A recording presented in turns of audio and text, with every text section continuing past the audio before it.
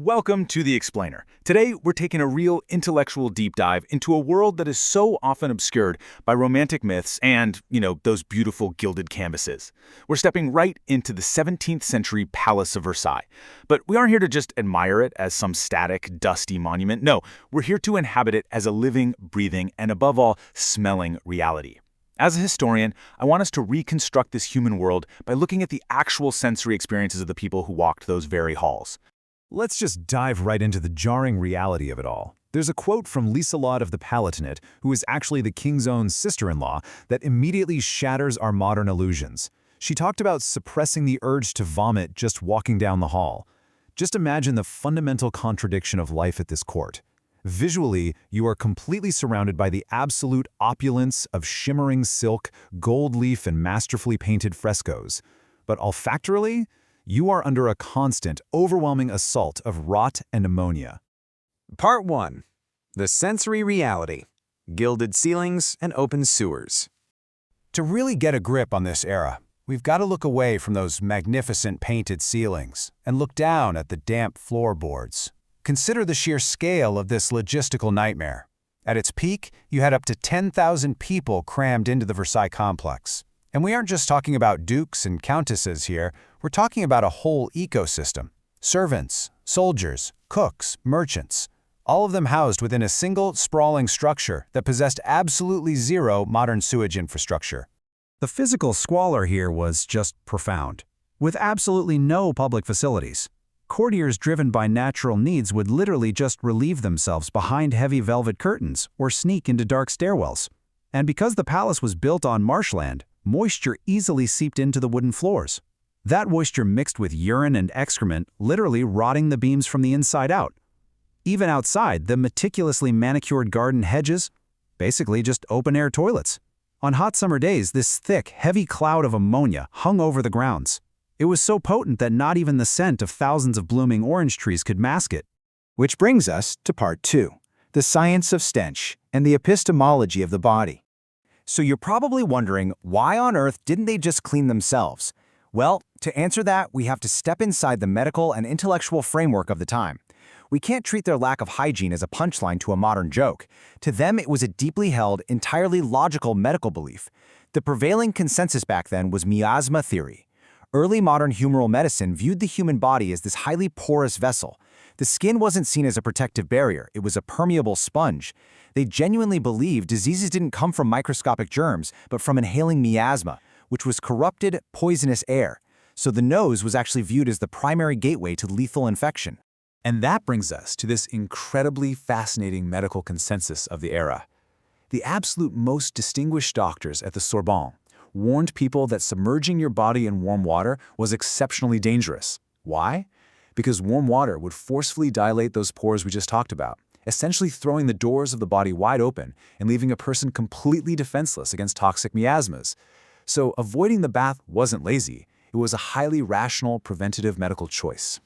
This requires a total paradigm shift for us today, because cleanliness back then had literally nothing to do with washing your skin. It was all about the linen. They practiced what was called dry washing, having an immaculate, brilliantly white linen shirt peeking out from a collar or a cuff that was the ultimate symbol of a clean, refined body. They believed the linen acted almost like a wick, absorbing the body's sweat and impurities. So the wealthy simply changed these shirts several times a day to stay, quote-unquote, clean. Fast forward a few decades. When Queen Marie Antoinette started bathing a bit more regularly, which was a habit she brought over from her Austrian childhood, it caused a massive scandal. And even then, taking a bath wasn't the private, vulnerable act we think of today. She'd be rolled into a slipper tub, completely dressed in a heavy, full-length, fully buttoned English linen gown. The linen served as this physical shield against the constantly watching eyes of her ladies-in-waiting, who were there scrutinizing her every single move. Part 3, the hydraulic paradox. Engineering for fountains, not people. Let's zoom out for a second and look at the macro-level engineering.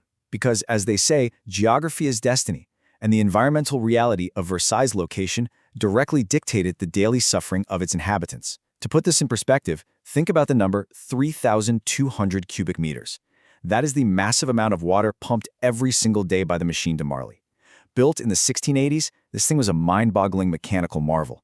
It had 14 giant water wheels and 250 pumps, all working to lift water from the Seine River 162 meters up a hill just to supply the king's estate.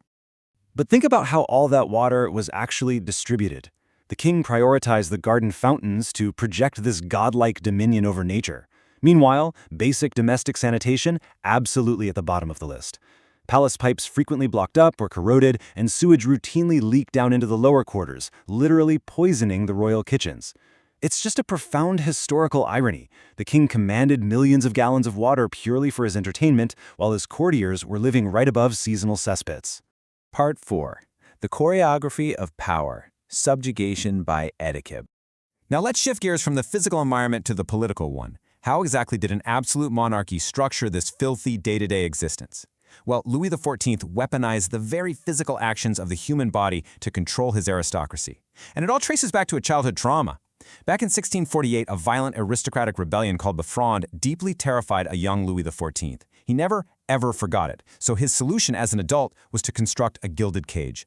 By forcing the nobility to leave their provincial power bases and come live in this cramped, expensive, and frankly filthy royal hotel, he financially and socially bankrupted them. He kept them right where he could see them.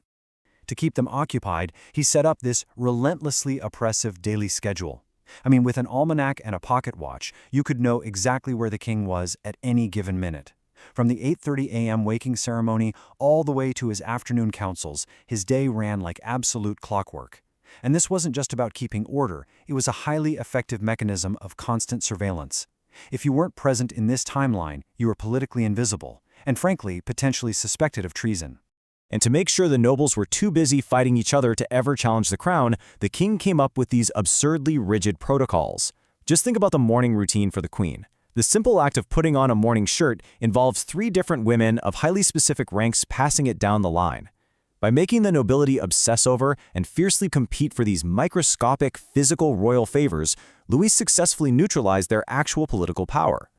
The sociologist Norbert Elias hit the nail on the head when he called this graded prestige value. Good manners in this world were not about being polite. They were literally a currency of power. And the ultimate historical example of this? The absolute highest honor a courtier could achieve was to be granted permission to speak to the king while the monarch sat on his velvet-covered close stool, which, let's be real, is just a fancy term for his chamber pot. What we would consider the absolute height of humiliation was, for them, the pinnacle of political proximity. Part 5. The Human Cost, a Sickly Sun King. So, we've covered the science, the engineering, and the politics. Now, what about the biological consequences? What exactly happens when you mix terrible plumbing, miasmatic medical beliefs, and absolute power? Well, let's strip away the staged immortality of the Sun King for a second. His meticulously kept medical records reveal the brutal physical toll of living in what was essentially a magnificent open sewer. He suffered from chronic fistulas, painful ulcers, and constant dental and digestive agony. His courtiers were regularly wiped out by localized epidemics. The very infrastructure of their luxury, the lead pipes, the sheer proximity to one another, was slowly, quietly poisoning them. Which leaves us with a pretty profound historical question to ponder. We look back now and we just marvel at the squalor these aristocrats willingly put up with, all just to be near the king. But history is a mirror. If they sacrificed their health, their privacy, and their dignity for the illusion of prestige in their era, what unseen discomforts, invisible cages, and toxic environments do we blindly accept today for our own modern symbols of status and belonging? Thanks for joining us for this explainer, and I'll see you in the next one.